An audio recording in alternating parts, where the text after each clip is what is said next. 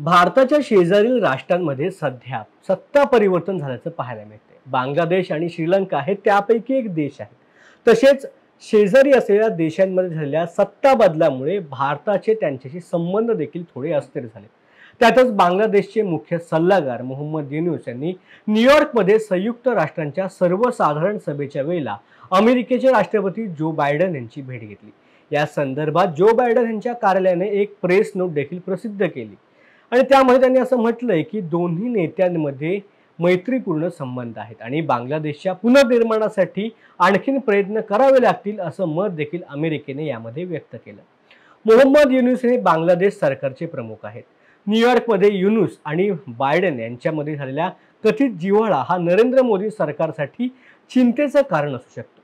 तर दुसऱ्या बाजूला बदललेल्या स्थितीत बांगलादेश सरकारबरोबर उत्तम संबंध प्रस्थापित करण्यासाठी मोदी सरकार सातत्याने प्रयत्न देखील करते। पण या बांगलादेश आणि श्रीलंकेमधील सरकार बदलाचे कोणते परिणाम भारतावरती होणार याबद्दल आपण आजच्या भागामध्ये जाणून घेणार आहोत। नमस्कार, मी सिद्धेश दिलीप शिगवण आणि तुम्ही पाहताय न्यूज अनकटचा #राजकारण हा कार्यक्रम। बांगलादेश आणि श्रीलंकेमधील सरकारमध्ये बदल झाल्यामुळे भारतावरती विविध प्रकारे परिणाम होऊ शकतात। विशेषतः परराष्ट्र धोरण, व्यापार आणि प्रादेशिक स्थैर्याच्या दृष्टीने याबद्दल आपण टप्प्याटप्प्याने माहिती घेणार आहोत। पहिला मुद्दा आहे तो म्हणजे राजनैतिक संबंधांवरती होणारे परिणाम। बांगलादेश आणि श्रीलंका हे भारताचे शेजारील देश असल्यामुळे त्यांच्या सरकारमध्ये बदल झाल्यास भारताचे त्यांच्याशी असलेले राजनैतिक संबंध प्रभावित होऊ शकतात। जर नवीन सरकार भारताबरोबर मैत्रीपूर्ण नातेसंबंध राखण्यास तयार असेल तर हे संबंध अधिक मजबूत देखील होऊ शकतात। परंतु मार्क्सवादी झुकते राजकारणी अनुरा कुमार दिसानायके यांचा भूतकाळ त्यांचा चीन समर्थक प्रवृत्तीमुळे ओळखला जातो आणि त्यांनीच आता श्रीलंकेचे नवीन राष्ट्रपती म्हणून शपथ घेतली। त्यामुळे जर नवीन सरकारचे मन हे चीनकडे वळले तर भारताच्या परराष्ट्र धोरणाला आव्हान निर्माण होऊ शकतं। दुसरा मुद्दा म्हणजे आर्थिक आणि व्यापार संबंध। बांगलादेश आणि श्रीलंकेसह भारताचे व्यापारी संबंध अत्यंत महत्त्वाचे आहेत।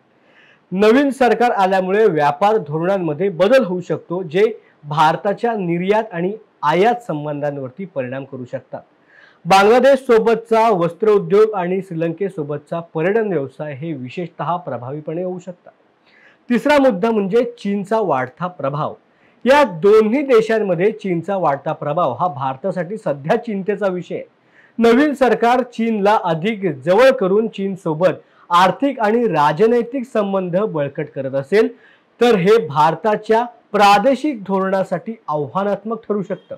त्यामुळे भारताला आपल्या धोरणांमध्ये बदल करण्याची गरज भासू शकते। चौथा मुद्दा म्हणजे सीमा सुरक्षा आणि स्थलांतर समस्या।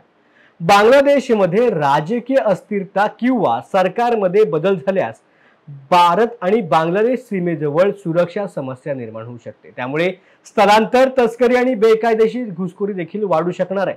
श्रीलंका आणि तमिळ शरणार्थींच्या संदर्भात देखील अस्थिरता नवीन सरकारमुळे आता उद्भवू शकते। पाचवा मुद्दा म्हणजे सांस्कृतिक आणि सामाजिक संबंध। बांगलादेश आणि भारतामधील बंगाली समुदाय आणि श्रीलंका आणि भारतामधील तमिळ समुदाय यांच्यामधील सांस्कृतिक संबंध हे मजबूत आहेत।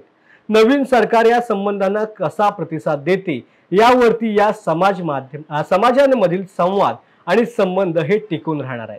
त्यामुळे आता सरकारमध्ये बदलानुसार भारताला आपल्या धोरणांमध्ये लवचिकता ठेवावी लागणार आहे आणि प्रादेशिक स्थैर्य कायम ठेवण्यासाठी आवश्यक ती पावले उचलावी लागणार आहेत। मंडळी, न्यूज अनकटच्या #राजकारण ह्या कार्यक्रमामध्ये आता वेळ झाली इथेच थांबायची। धन्यवाद।